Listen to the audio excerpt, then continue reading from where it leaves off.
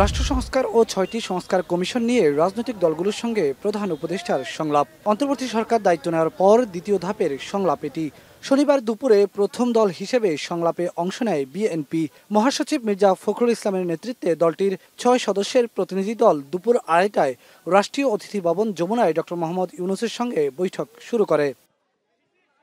প্রায় ঘণ্টাব্যাপী বৈঠক শেষে বিএনপি মহাসচিব সাংবাদিকদের জানান, প্রধান উপদেষ্টার কাছে নির্বাচনের রোডম্যাপ চেয়েছে বিএনপি। নির্বাচন কমিশনার নিয়োগ আইন স্থগিত করে প্রধান রাজনৈতিক দলসমূহ ঐক্যমতের ভিত্তিতে অনতিবিলম্বে নির্বাচন কমিশন গঠন করতে হবে এবং আমরা একটা রোড ম্যাপ দিতে বলেছি। নির্বাচন কমিশন কবে নির্বাচন হবে সে আমরা একটা রোড ম্যাপ দিতে বলেছি। আমরা এনআইডি কার্ড, যেটা আপনার স্বরাষ্ট্র মন্ত্রণালয়ে স্থানান্তর করা আইন করা হয়েছিল, সেটাকে অর্ডিন্যান্স জারির মধ্যে বাতিল করতে বলেছি। তিনি বলেন, ফ্যাসিবাদের দোসররা এখনো প্রশাসনের অভ্যন্তরে রয়ে গেছে। এমনকি অন্তর্বর্তী সরকারেও ২-১ জন আছেন যারা বিপ্লব বিরোধী মনোভাব লালন করেন। তাদের সবাইকে অপসারণের দাবি জানিয়েছে দলটি। বিভিন্ন মন্ত্রণালয়ের লোকজনেরা এবং আপনার মন্ত্রীরা তারা দেশ ছেড়ে পালিয়ে যাচ্ছে। কিভাবে পালাচ্ছে, কার সহযোগিতায় পালাচ্ছে, সে বিষয়গুলো আমরা দেখার জন্য বলেছি। শেখ হাসিনা ভারতে আছে, ভারতের থেকে তাকে কেন্দ্র করে তার মাধ্যমে যে সমস্ত ক্যাম্পেইন চলছে, প্রচারণা চলছে, যে অপপ্রচার চলছে, সেই বিষয়গুলো হতে পারছে এই জন্য যে সে ভারতে আছে। এই বিষয়টাকে ভারতের সরকারের সঙ্গে আলোচনা করার জন্য এবং তাকে ওই অবস্থা থেকে সরিয়ে দেওয়ার জন্য আমরা সরকারকে অনুরোধ করেছি।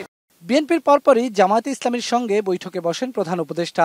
দলের আমির ডাক্তার শফিকুর রহমানের নেতৃত্বে ১৩ সদস্যের প্রতিনিধি দলের দীর্ঘ বৈঠক অনুষ্ঠিত হয়। বৈঠক শেষে ডাক্তার শফিকুর রহমান জানান, অন্তর্বর্তী সরকারকে দুটি রূপরেখা দিয়েছে জামাত, একটি সংস্কার, অন্যটি নির্বাচন। তবে নির্বাচনের চেয়ে সংস্কারকে বেশি গুরুত্ব দিয়েছে জামায়াত ইসলামী।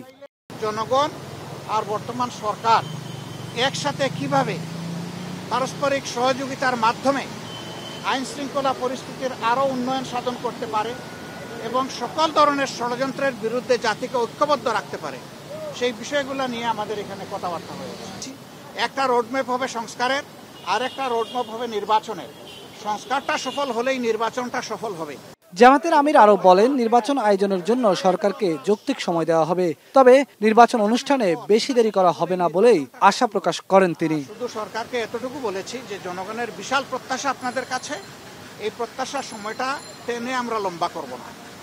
এটাকে যৌক্তিক সময়ে, যৌক্তিক যে শব্দটা, এটার সম্মানটা যেন বহাল রাখতে পারি আমরা, সেই দিকে আপনাদের দৃষ্টি আকর্ষণ করি। ওনারা কোনো দ্বিমত পোষণ করেন নাই এবং আমরা আশা করি এখানে কোনো সংকট তৈরি হবে না ইনশাআল্লাহ।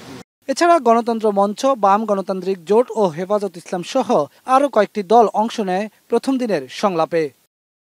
বেলায়েত হোসাইন, এখন, ঢাকা।